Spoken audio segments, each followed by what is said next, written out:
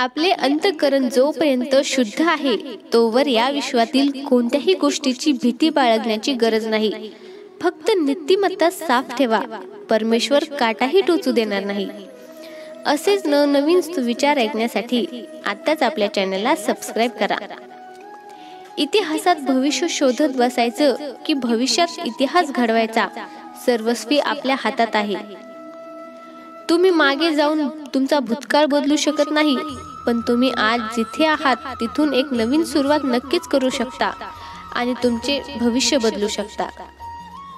भलेही भाव पाडून लुटले लाखदा, तरी बेईमान कधीच झालो नाही, कारण लाखाचा पोशिंदा हाय ही जाणीव आमच्यात जिवंत आहे. सकाळी अंगणातला पारिजात फुलांचा सडा टाकून मोकळा होतो. रीते होण्यातलं समृद्धपण तो किती सहजपणाने दाखवतो.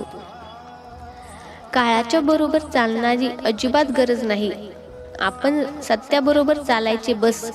एक दिवस काळ आपल्या बरोबर चालेल, फक्त परिश्रम घेताना नम्रता, सकारात्मकता, दृष्टिकोन आणि आनंदाने कर्म करत राहायचे. सकाळ तर रोजच होते, परंतु शुभ सकाळ काय असते? विवेकानंद यांनी दिलेले सुंदर उत्तर.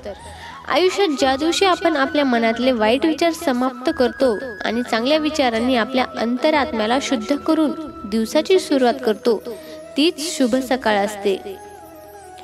कुणाला दुःख देऊन मिळवलेला आनंद कधीच सुख देऊ शकत नाही, पण कुणाला आनंद मिळावा म्हणून स्वीकारलेले दुःख नेहमी सुख देऊन जाते. अडाणी लोकांमुळेच आजपर्यंत आमची संस्कृती टिकून आहे, नाहीतर शिकलेले लोक साधं बोलायला सुद्धा तयार नाहीत. आनंदाचा मुकुट घालायला प्रत्येक गोष्टीतील सुख जगता आलं पाहिजे.